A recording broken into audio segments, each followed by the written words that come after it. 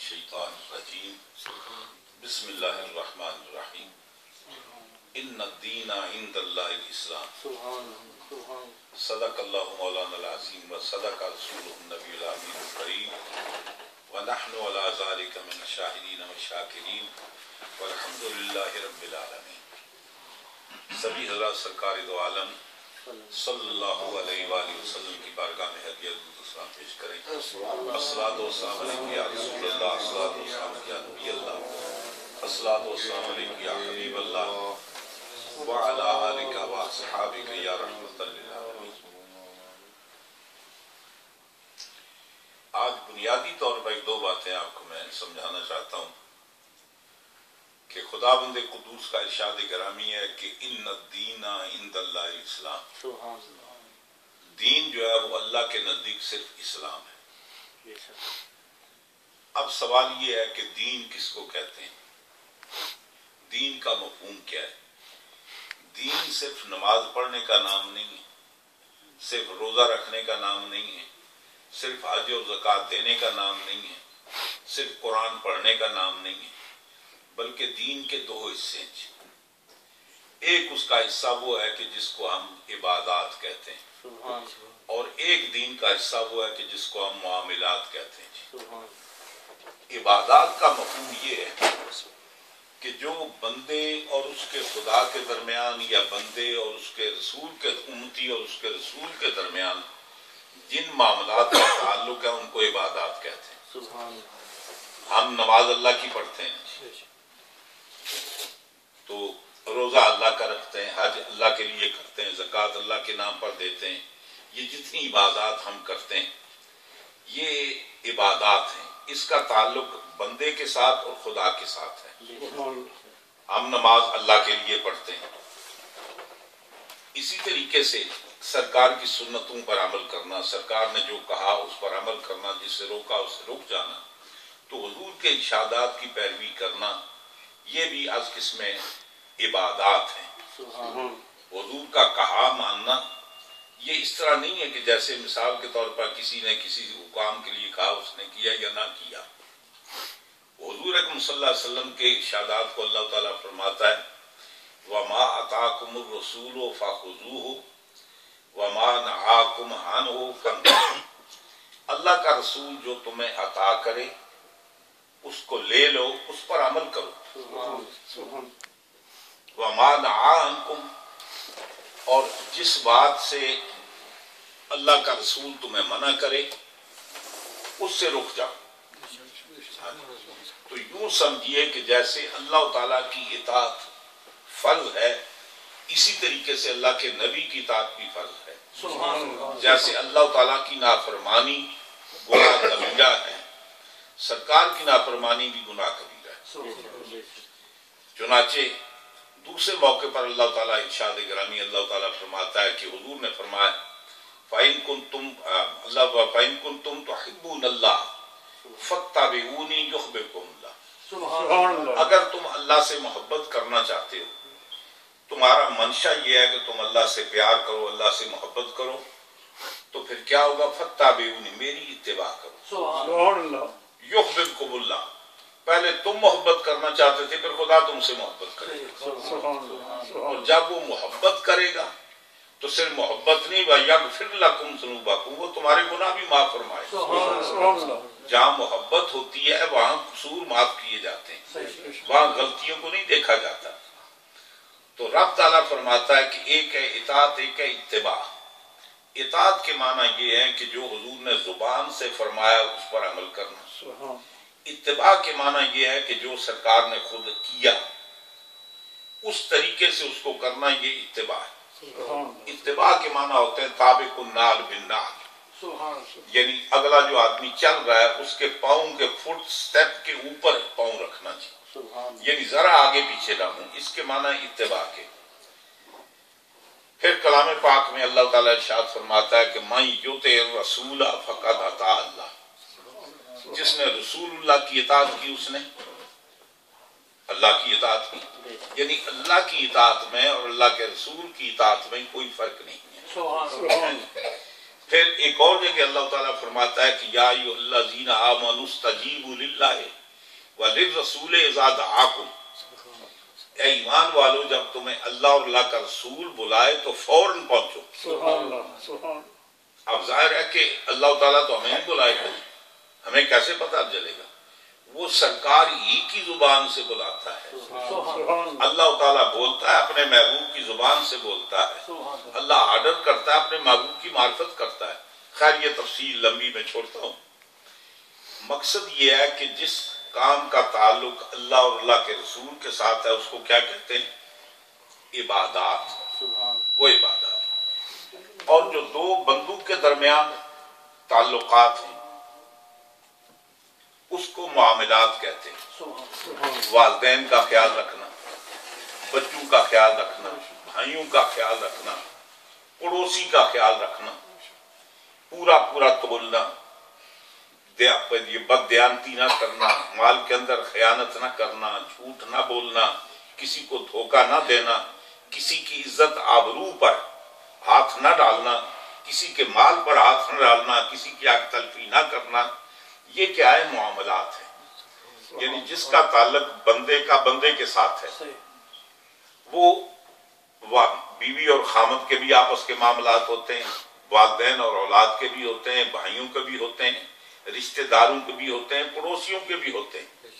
بلکہ حضور نے یہاں تک فرمایا کہ جس آدمی نے رات کو پیٹ بھر کر کھانا کھایا اور وہ سو گیا اور اس کا پڑوسی جو ہے وہ رات کو بھوکا سویا، حضور فرماتے ہیں کہ وہ کبھی کتنا بھی متقی پرہیزگار کیوں نہیں ہے، وہ جنت کی خوشبو تک نہیں سونگھ سکے گا۔ حضور نے پڑوسی کے لیے یہ نہیں فرمایا کہ پڑوسی وہ مسلمان ہو یا کون ہو، آپ کے پڑوس میں رہنے والا مسلمان ہو، ہندو ہو، سکھ ہو، خدا کو ماننے والا ہو، خدا کا منکر ہو، یہودی ہو، نصرانی ہو، کوئی بھی ہو، پڑوسی کے حقوق ہیں۔ اور صحابہ کرام فرماتے ہیں کہ ہمیں اتنا ڈر پیدا ہوا کہ حضور نے پڑوسی کے اتنے حقوق بیان کیے، ہم یہ سوچتے تھے کہ شاید ہمارے مرنے کے بعد پڑوسی کو وارث نہ بنا دے، یعنی اتنے حقوق بیان کیے۔ حضور نے فرمایا کہ جس کے ساتھ تم مل کر سفر کرتے ہو اس کے بھی تم پر حقوق ہیں، لین دینے کے بھی حقوق ہیں۔ سیدنا حضرت عمر فاروق رضی اللہ تعالیٰ عنہ کے دور میں صحابہ کرام مسجد میں بیٹھے اور تذکرہ کاریں گفتگو چل رہی ہے، تو کسی صحابی کے بارے میں کچھ کہتے ہیں کہ فلاں صحابی بہت اچھا ہے، یعنی بہت اچھا ہے۔ حضرت عمر فاروق رضی اللہ تعالیٰ عنہ فرماتے ہیں تمہیں کیسے پتا وہ اچھا ہے؟ تو وہ کہنے لگے وہ بڑی پابندی کے ساتھ باجماعت 5 وقت نماز پڑھتا ہے۔ تو آپ نے فرمایا پھر نمازی ہوا نا، اچھا تو نہ ہوگا کہ وہ پابندی کے ساتھ رمضان کے بھی روزے رکھتا ہے، 6 شوال کے بھی رکھتا ہے اور سال کے بیشتر دنوں کے روزے رکھتا ہے۔ تو فرمایا پھر وہ روزے دار ہوا نا، وہ اچھا تو نہ ہوا۔ فرمایا کہ وہ پابندی کے ساتھ زکوٰۃ ہی صرف نہیں دیتا بلکہ اپنی ضرورت کا مال رکھ کر باقی سب اللہ کی راہ میں دے دیتا ہے۔ آپ نے فرمایا پھر وہ سخی ہوا، اچھا تو نہ ہوا۔ کہنے لگا حضرت وہ ہر سال پابندی کے ساتھ حج بھی کرتا ہے، سال میں کئی عمرے کرتا ہے۔ تو آپ نے فرمایا پھر حاجی ہوا نا، اچھا تو نہ ہوا۔ اب تمام صحابہ کرام حیران ہے، بندہ نماز پڑھنے سے اچھا نہیں، روزہ رکھنے سے اچھا نہیں، زکوٰۃ دینے سے اچھا نہیں، حج کرنے سے اچھا نہیں، قرآن پڑھنے سے اچھا نہیں، وہ بڑے وظیفے کرتا۔ فرمایا پھر نیک ہوا نا، اچھا تو نہ ہوا۔ پوچھنے لگے آپ یہ بتائیں کہ وہ پھر اچھا کیا ہوتا ہے؟ آپ نے فرمایا کبھی اس کے پڑوس میں رہے ہو؟ تو ان کا نہیں۔ فرمایا کبھی اس کے ساتھ سفر کیا؟ کہنے لگے نہیں۔ فرمایا کبھی اس کے ساتھ لین دین ہوا ہے؟ کہتے نہیں۔ فرماتے ہیں یہ 3 ہی چیزیں جس سے بندے کی اچھائی کا پتہ چلتا ہے۔ اچھا وہ ہے جو اچھا پڑوسی ہے، اچھا وہ ہے جو سفر کا ساتھی اچھا ہے، یہ نہیں کہ سب اپنے ساتھی کو پھنسا ہوا چھوڑ کر خود اپنی جان بچانے کے لیے بھاگ پڑے۔ اور فرمایا کہ اچھا وہ ہے جو لین دین کا اچھا ہے، معاملات میں اچھا ہے، لین دین کا اچھا ہے، یہ نہیں کہ کسی سے ادھار لے کر غصب کر جائے یا کسی سے قرض لے کر مکر جائے کہ مجھے لیا ہی نہیں۔ فرماتے ہیں کہ اچھا آدمی معاملات سے ہوتا ہے. تو یہ ہم پر دو قسم کے حقوق ہیں. ایک اللہ اور اللہ کے رسول کے، ان کو عبادات کہتے ہیں. جو بندوں کے ہم پر حقوق ہیں ان کو معاملات کہتے ہیں. انسان تو بڑی اعلیٰ چیز ہے. یہ تو اللہ تعالیٰ کی قدرت کا شاہکار ہے. اللہ تعالیٰ فرماتا ہے لَقَدْ خَلَقْنَا الْإِنسَانَ فِي أَحْسَنِ تَقْوِيمٍ. انسان جو ہے یہ میں نے اپنے دستے قدرت سے پیدا کیا ہے. یہ میری صنعت کا شاہکار ہے. فرمایا کہ وَلَقَدْ كَرَّمْنَا بَنِي آدم. ہم نے اولاد آدم کو بڑی عزت عطا فرمائی ہے. وہ چاہے مسلمان ہو یا کافر ہو، خدا کو ماننے والا ہو یا خدا کا منکر ہو. یہی وجہ ہے کہ شریعت کا مسئلہ یہ ہے. حضور فرماتے ہیں کلو احاب اذا دوبے گا طاہرہ. ہر جلد سکن، وہ حلال جانور کی ہو حرام کی ہو، ذبیحہ کی ہو یا مردار کی ہو، اذا دوبے گا، جب اس کو پکایا جائے، رنگ کیا جائے تو وہ پاک ہو جاتی ہے. یہاں ایک اور بات سمجھ لیں، ایک ہے پاک ہونا اور ایک ہے حلال ہونا. ہر حلال پاک ہوتا ہے لیکن ہر پاک حلال نہیں ہوتا. آپ کے پڑوسی کی مرغی ہے، وہ پاک ہے یا نہیں؟ اگر آپ پکڑ کر ذبح کر کے کھائیں تو آپ کے لیے کیا ہے؟ حرام ہے. اب پڑوسی کا جناب یہ مکئی کا وہ لگا ہوا ہے، کھیت ہے، چھلیاں لگی ہوئی ہیں، وہ پاک ہیں یا نہیں؟ آپ اس کے پوچھے بغیر توڑ لائیں تو حرام ہے. پڑوسی کے خربوزے لگے ہوئے ہیں جناب، وہ پاک ہیں یا نہ پاک؟ پاک ہے نا. لیکن آپ توڑ لیں اسے پوچھے بغیر تو حرام ہے. یہ مٹی، یہ پاک ہے یا نہیں؟ مٹی کا کھانا حرام ہے. تو ہر پاک چیز حلال نہیں ہوتی. تو حضور نے فرمایا کہ ہر وہ جلد جب اس کی دباغت کی جائے، اس کو پکایا جائے تو وہ کیا ہو جاتی ہے؟ پاک ہو جاتی ہے. الا جلد الآدمی والخنزیر. انسان کا چمڑا اور خنزیر کا چمڑا پاک نہیں ہو سکتے. انسان کا اس لیے کہ وہ قابل احترام ہے، وہ ریسپیکٹیبل ہے، حرمت کی وجہ سے، عزت کی وجہ سے. اور خنزیر اس لیے کہ نجس العین ہے.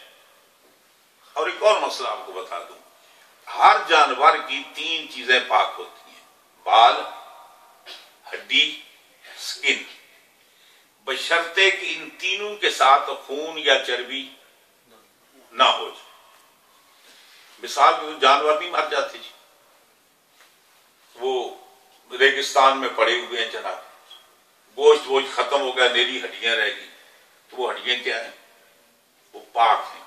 لیکن ہم ان کو کھانے پینے میں استعمال نہیں کر سکتے. ہاتھ سے پکڑیں تو ہاتھ ناپاک نہیں ہوگا. خشک جانور ہے، مثال کے طور پہ کتا ہے جی، سوکھا ہوا ہے، راستے میں آپ کے کپڑوں کو اس نے ٹچ کیا ہے، آپ کے کپڑے ناپاک نہیں ہوں، اس لیے کہ اس کے خشک بال پاک ہیں. اگر وہ گیلے ہوں پھر وہ آپ کے ساتھ ٹچ کرے تو آپ کے کپڑے ناپاک، ہاتھ سے ٹچ کرے تو ہاتھ ناپاک. تو فرمایا کہ یہ جو ہم جوتے پہنتے ہیں کیا سارے حلال جانوروں کے؟ مطلب ہے دباغت 3 طرح کی ہوتی ہے. ایک تو دیسی طریقہ جیسے ہمارے یہاں مسلح بناتے ہیں، عید قربان، عید کے اوپر بکروں کے ہم مسلح